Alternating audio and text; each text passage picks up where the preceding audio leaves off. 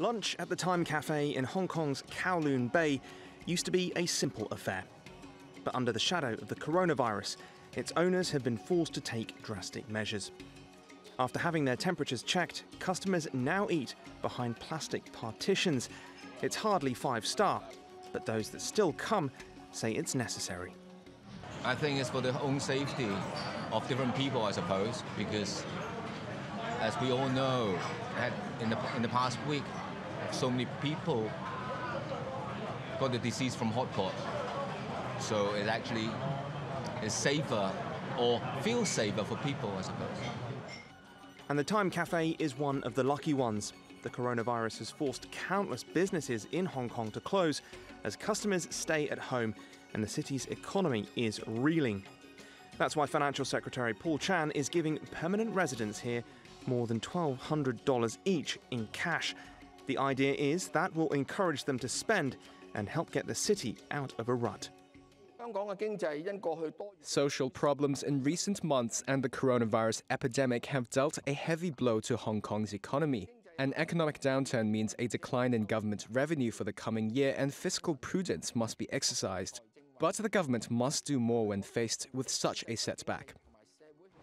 But some have said they don't think this will work, and there's plenty of skepticism too around the rest of Chan's $15 billion economic support package. But in the face of the trade war and the ongoing social unrest here, critics say the government is using plasters to treat the symptoms of an economic virus. Honestly, actually, tax cuts and cash handouts may not be as effective as he thought, because not many people are going consumption during the epidemic, and also maybe even after because of the violent protest. Others may not feel they need it, with one or two seeing opportunities for entrepreneurship. Mr. Tang, not his real name, has started making face masks in the city after suppliers struggle to keep up with demand. That's the way business works. If there's a demand, there's a market. So I thought, making masks isn't that hard, just some fabric sewn together. How about I open my own factory? Either way, Hong Kong's economy remains in recession, and the signs suggest things will get worse. Data just this week showed exports in January were down almost 23%. While this year's budget is only meant to be a short-term fix, the longer-term diagnosis is one that may require even stronger financial medicine. Joel Flynn, TRT World, Hong Kong.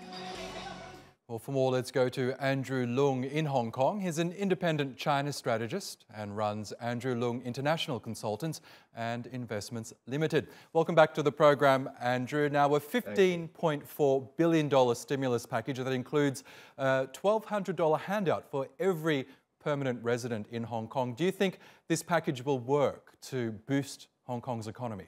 Well, of course, the budget doesn't provide only cash handouts. It also provides full government guarantee of loans up to 2 million Hong Kong dollars for small and medium-sized enterprises. And of course, a lot of subsidies for the needy, for the disadvantaged, but also investing also in technology, culture, arts, and smart cars, and smart cities. So these are the kind of investments that are likely to boost Hong Kong's economy in the long run. But I think in the short run, there is no doubt that the Hong Kong's economy has suffered a huge battering, as highlighted in your program earlier on. It's a triple whammy. First of all, there's the trade war, and then there's the political turmoil, and thirdly, now this virus.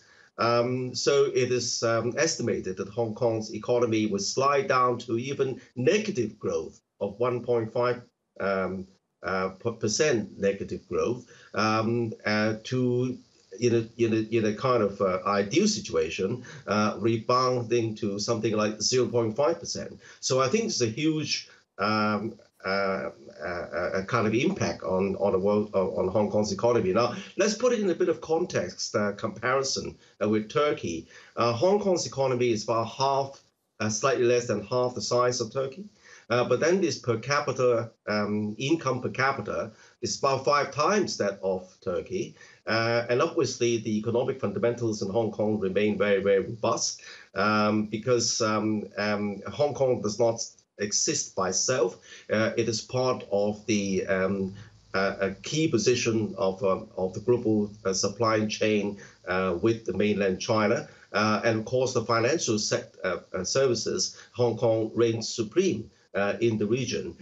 So I think these are Hong Kong's very strong fundamentals. But I think in the short term, the economy is extremely weak. And then there is a lot of social dissatisfaction. And that's what this budget is for, is to calm down the sentiments, boost up the kind of economy in the short run. Yes, and just very quickly, Andrew, at what point do you think Hong Kong will get out of its recession? Well, I think that really depends on how the virus crisis is going to play out.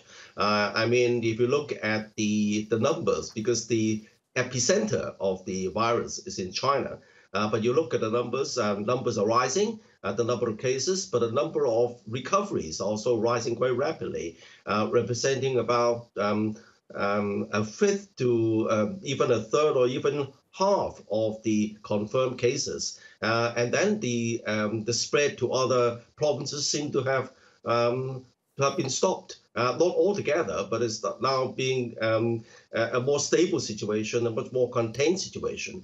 But on the other hand, the virus seems to be spreading to the region. For example, Japan, South Korea, and even Iran and Italy. So I think that the worry is that there is a possibility of a world pandemic, which of course would affect the world economy and of course Hong Kong's economy and China's economy as well. Yes, the coronavirus really does change things, doesn't it? Andrew Leung, thank you for your analysis as always.